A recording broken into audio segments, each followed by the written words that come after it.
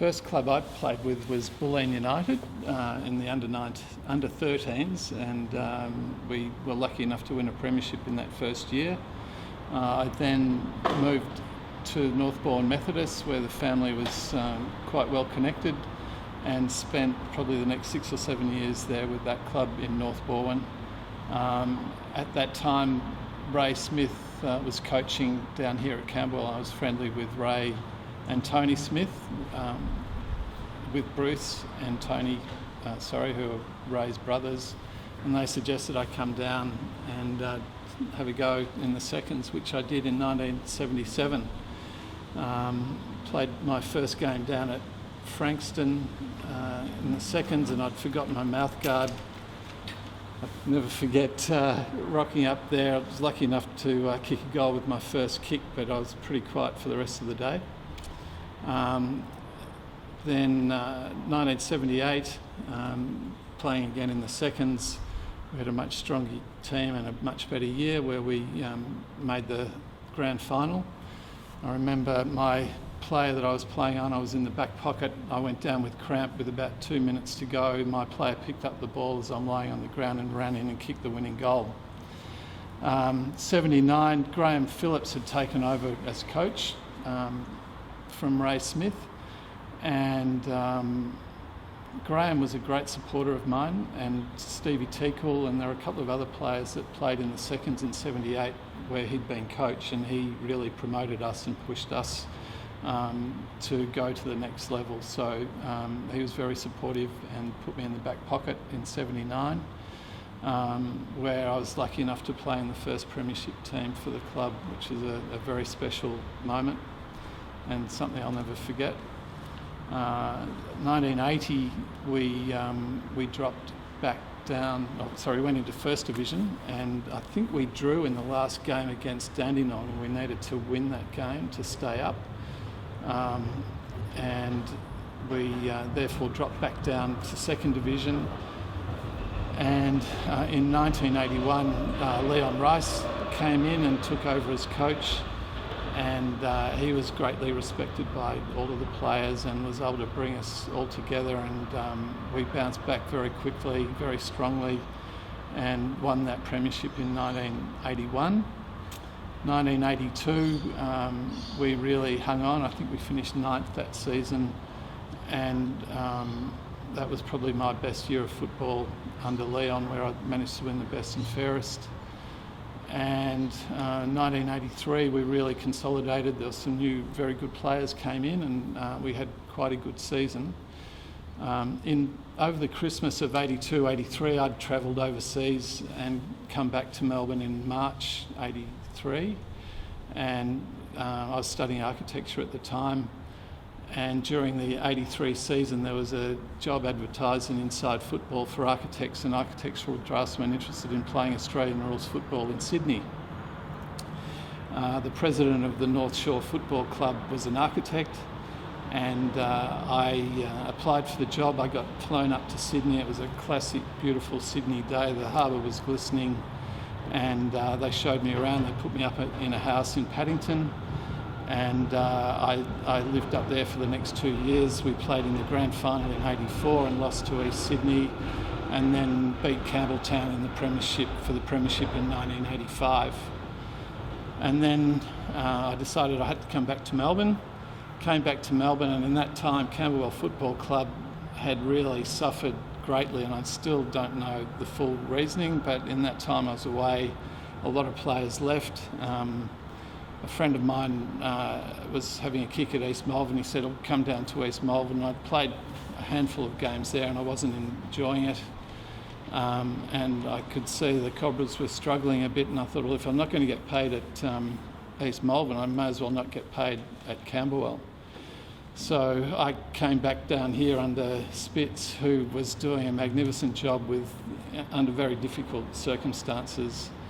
And we played that season out, and that was my last season. I had to do my thesis the next year and finish my studies. So I would have liked to have kept going. I played my last game on my 30th birthday out at Coburg, and that was it for me.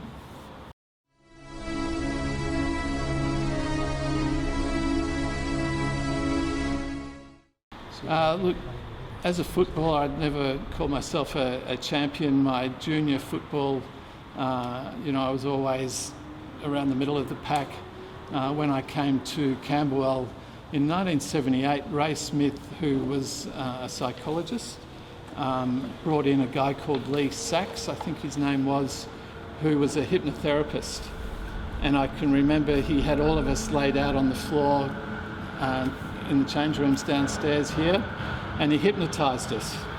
And guys like Neil Chamberlain were tickling people's toes, and a lot of the guys were mucking around.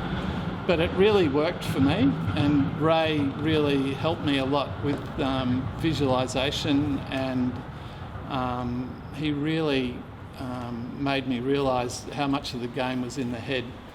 And even after he left, after 78, he would still do tapes for me, and he was really a great support off the field. And I'd go and meet with him and have sessions with him, and it really gave me the confidence, I think, to think of myself as a first grade player.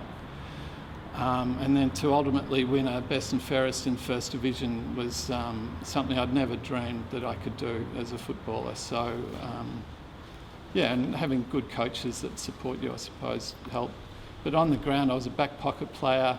I did practice my left foot a lot from that 78 season on, so I didn't feel like I was right-footed or left-footed. I felt I could turn any way, and that was an advantage.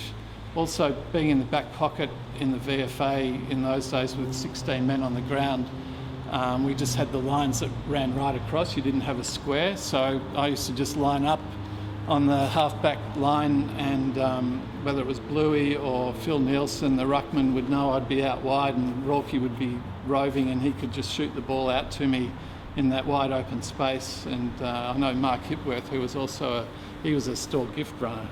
So the 16 men on the field really helped me a lot, I think. Not that I was super quick, but I could run.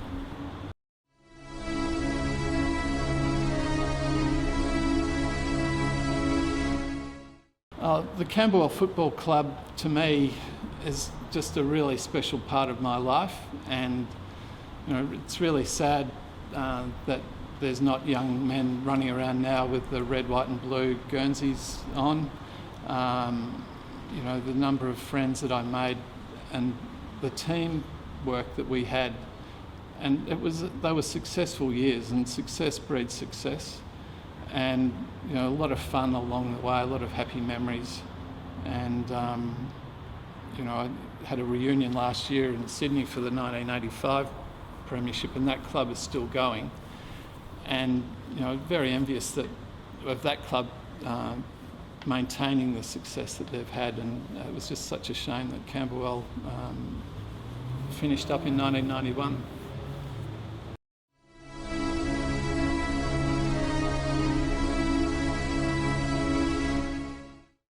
Look, over the 8 or 9 years I played at Camberwell, I played with some fantastic players, but Happy Hammond was always the standout for me.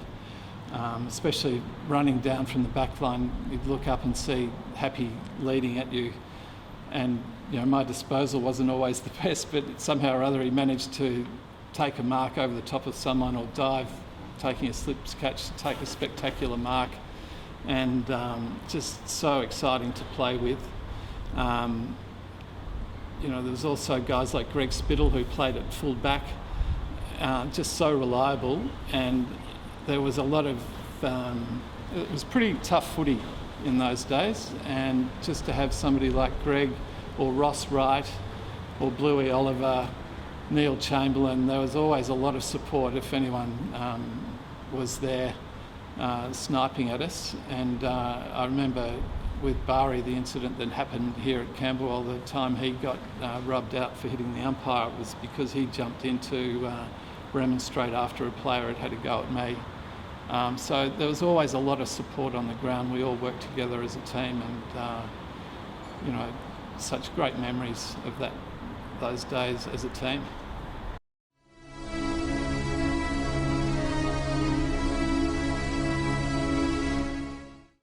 guess during my career there were a lot of very good players, mostly who'd come back from the VFL in those days into the VFA, a lot of rovers, and I tended to play on rovers. In 1979 I played on Charlie Pagnocolo, who was a tremendous rover, probably coming to the end of his career, but he was a very slippery customer and difficult to keep up with. In First Division, every time I played against Neil McLeod down at Sandringham, I really had a challenge. I loved playing on him because he could turn either way. You'd never know which way he was going to run. And I just felt we always had a good battle whenever we played against each other. You've given your heart to get here and your soul to get it right. You can take 'em boots and all, but it's sure gonna take a fight. When you spend all week getting to your peak, you're gonna have your say. You bet. On Sunday, it's the VFA. It's Sunday, you're gonna make your play for the VFA. Today you're gonna fly. It's Sunday for the VFA. It's Sunday.